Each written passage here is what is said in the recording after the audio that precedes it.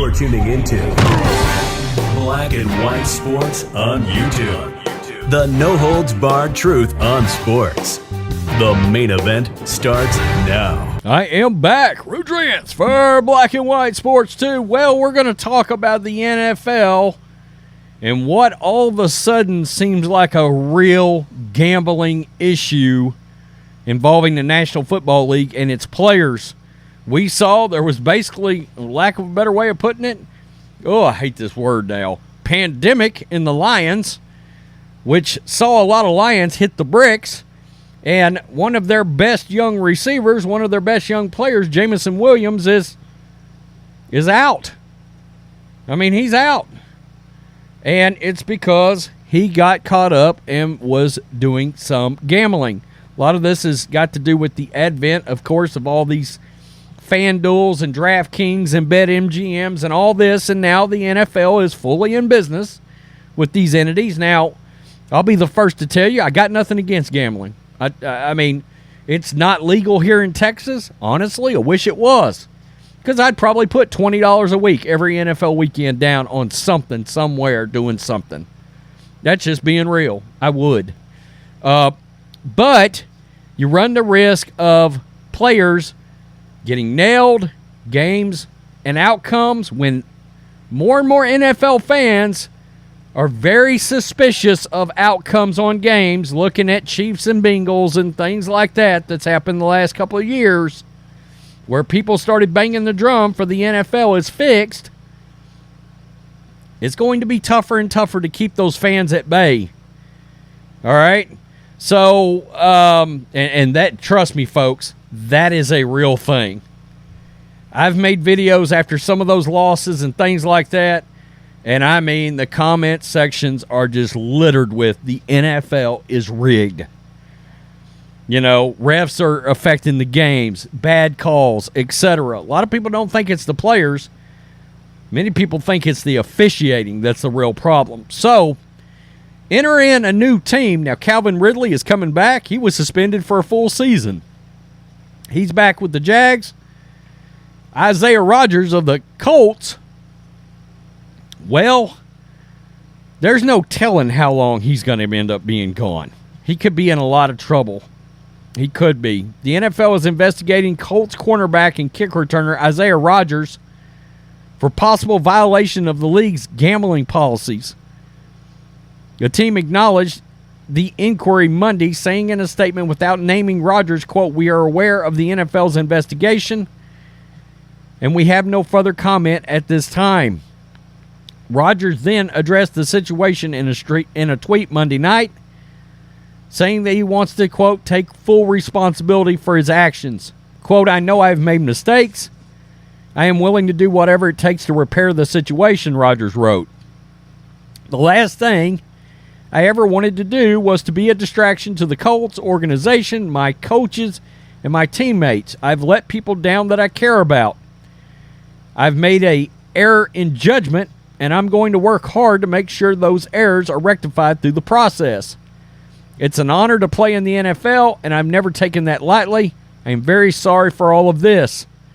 Rodgers, a sixth-round pick, is entering the final year of a 4-year, $3.4 million contract. The sportsbook account was opened under the name of an associate of Rodgers. Sources said approximately 100 bets were placed on the account over an undisclosed amount of time, including on Indianapolis Colts games that he was involved with. Wow. The sources said most of those bets were in the $25 to $50 range, although there were at least one low four-figure bet. Rodgers started 9 games in 2022 and was seen as a likely starter following the trade of Stephon Gilmore to the Dallas Cowboys. If Rodgers is suspended, it could press rookie cornerback Julius Brents, a second-round pick in April, into action. The news comes after a report by SportsHandle.com cited investigation into pervasive betting, including wagers placed on his own team. The player was not named in the report, nor did team officials reveal his identity. An NFL spokesperson, when asked by ESPN for comment on the report, said in a text message they had nothing to add. Boy, it's getting deep now. Indiana Gaming Commission confirmed to ESPN it had received, quote, information pertaining to this matter and was following developments. The IGC is not the lead agency on this matter, as it involves alleged violations of league policy at this point. Jenny Reske, the deputy director at Indiana Gaming Commission, wrote in an email statement to ESPN, "We will, however, continue to review information as it emerges to determine what, if any, regulatory actions are necessary." That is a term the National Football League did not want to have to hear. Regulatory actions. Woo-wee. In April, the NFL suspended 5 players, including 4 from the Detroit Lions, for gambling policy violations. Lions receiver Quintez Cephus, safety C.J. Moore, as well as Commanders defensive end Shaka Toney were suspended indefinitely for betting on NFL games. Lions receiver Jameson Williams, Stanley Berryhill received 6-game suspensions for betting on non-NFL games from the NFL facility. Cephus, Moore, Berryhill were later released by Detroit. Last year, then Atlanta Falcons receiver Calvin Ridley was suspended for the entire 2022 season for betting on NFL games over a 5-game stretch when he was away from the team. He was traded to the Jags at the trading deadline last November. Reinstated in March, he is in camp, folks. He's a hell of a player, too. That's kind of a slept-on acquisition. Although the NFL has widely embraced sports betting and has sponsorship deals with sports books, the league explicitly prohibits players from betting on NFL games. Players are also prohibited from placing bets while at NFL facilities. And evidently he was doing this while at NFL facilities. The most troubling part is the Colts games were involved. Yikes. And look, this is all what's going down. You get in bed with sports books. And look, this is one reason why the NFL is willing to risk its product with a lot of these sweeping changes, streaming. That's been a bad look, but they got paid a shit ton of money to do it. So they're like, nah, no big deal. Sports betting money coming in from the sports books and sponsorships there. Yeah, we can take a hit over here because we're getting an influx of money here. But boy, I will say this.